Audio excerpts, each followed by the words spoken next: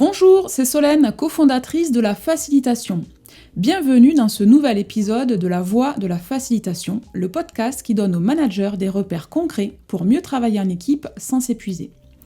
Depuis 2017, nous accompagnons des managers et leurs équipes dans des contextes souvent complexes, parfois tendus, mais toujours en mouvement. Notre conviction, collaborer efficacement, ça n'est pas inné, ça s'apprend et ça se structure.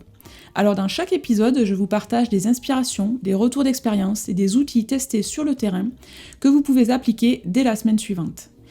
Et si ce contenu vous parle, vous pouvez rejoindre l'hebdo de la facilitation, notre newsletter qui part chaque vendredi, le lien est dans la description. Aujourd'hui, on s'attaque à un moment que presque tous les managers connaissent et que presque tous évitent, le feedback.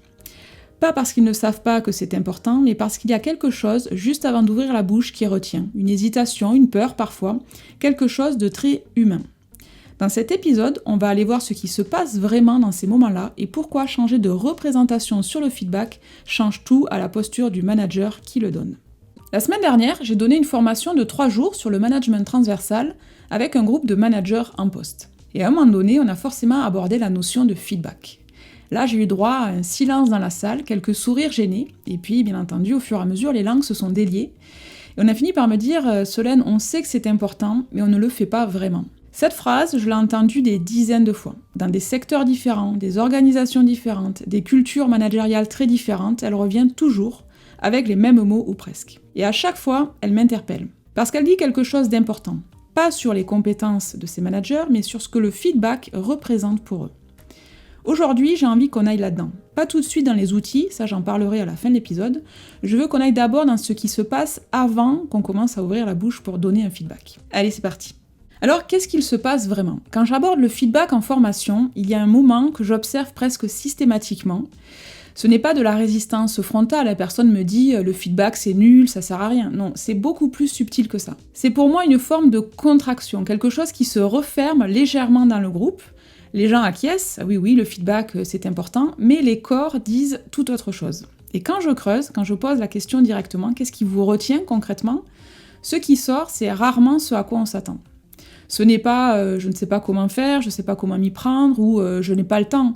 Ce sont des choses beaucoup plus humaines que ça. Parfois la peur de blesser, la peur de déstabiliser une relation qui tient potentiellement à un fil et qu'on ne veut surtout pas abîmer. La peur peut-être de mal formuler les choses et que ça dérape, d'ouvrir quelque chose qu'on n'arrivera plus à refermer. La peur aussi parfois d'avoir tort, de se tromper dans son observation, de projeter, de faire une injustice. Ces peurs-là, on ne les dit pas facilement parce qu'un manager dans nos représentations collectives est censé savoir.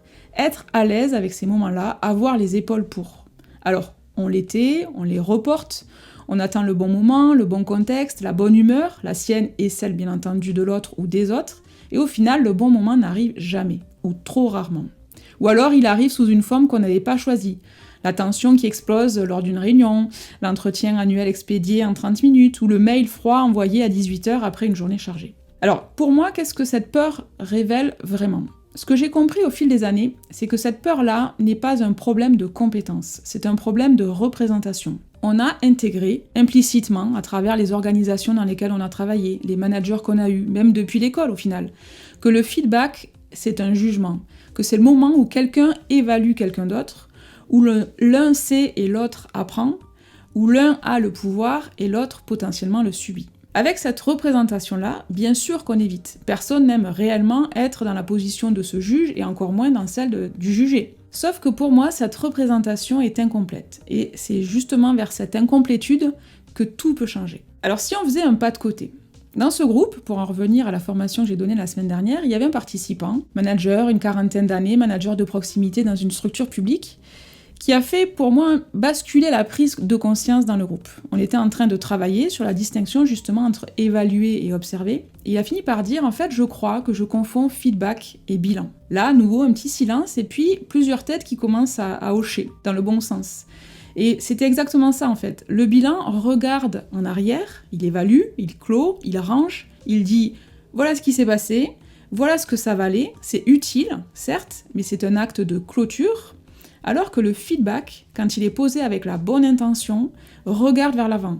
Le feedback, lui, il dit « voilà ce que j'observe, voilà ce que ça ouvre comme possibilité, et voilà ce qu'on pourrait faire différemment ensemble ». Ce n'est pas la fin d'un chapitre, c'est plutôt le début du chapitre suivant. Et cette distinction-là, elle semble simple, presque évidente une fois qu'on l'entend, mais pour moi elle change tout. Pas seulement la forme du feedback, mais la posture entière du manager qui le donne. Parce que si le feedback est un bilan, je suis un évaluateur, je reste un juge. Mais si le feedback est un point de départ, je suis quelqu'un qui contribue, qui ouvre, qui fait confiance à l'autre pour faire quelque chose de ce que je lui apporte. Et là, ce n'est pas du tout le même rôle, ce n'est pas la même posture, ce n'est pas la même relation, ce n'est même pas la même charge émotionnelle. Alors concrètement, qu'est-ce que ça demande ? Cette posture, le feedback comme point de départ, elle ne s'improvise pas. Elle se construit. Et c'est ce que j'observe chez les managers qui y arrivent vraiment, c'est qu'ils ont développé 3 réflexes simples. D'abord, prendre un temps de recul avant d'agir. Pas ruminer, mais observer, se demander qu'est-ce que j'ai vu factuellement, qu'est-ce que j'en ressens, qu'est-ce que j'en apprends. Ce temps-là, il transforme une réaction en feedback. Ensuite, formuler une observation et non un verdict. La différence entre « tu n'as pas été assez clair » et « j'ai remarqué que lors de la réunion de mardi, une partie de l'équipe semblait perdue à partir du 2e point », là, il y a un gouffre entre les deux en fait. Le premier ferme, le second ouvre, et surtout, il permet à l'autre de faire quelque chose de concret. Et enfin, le 3e point, finir par une question et non pas par une conclusion. Le feedback qui se termine par « donc voilà ce que tu dois faire » reste un jugement déguisé. Celui qui se termine par « qu'est-ce que tu en penses ? Quels seraient tes prochains pas ?» devient alors une conversation. Et c'est là que quelque chose peut vraiment se construire. Ces 3 réflexes, ce sont exactement ceux qu'on cherche à développer quand on se forme en tant que manager à la facilitation. Ce que les managers qui intègrent ces postures finissent par faire naturellement, et pas comme des techniques à appliquer, mais comme une façon d'être avec leur équipe. Pour conclure, ce que j'aimerais qu'on retienne en fait de tout ça, c'est une question simple. Est-ce que je fais du feedback pour clore quelque chose ou pour ouvrir quelque chose ? La réponse à cette question dit tout de la posture dans laquelle on se positionne. Et si vous voulez passer à la pratique, je vais vous parler d'un outil qu'on a construit avec Karine, issu directement de nos pratiques de facilitation et d'intelligence collective, qui est notre manuel du feedback collectif. Parce que la posture, ça ne suffit pas toujours pour oser, ce qu'il faut en plus, c'est un cadre, une structure, quelque chose qui dit voilà comment faire étape par étape pour que ça se passe bien sans se rater. Ce manuel, il est pensé pour le feedback collectif, comment aller chercher les retours d'une équipe entière dans une réunion en 2 heures maxi.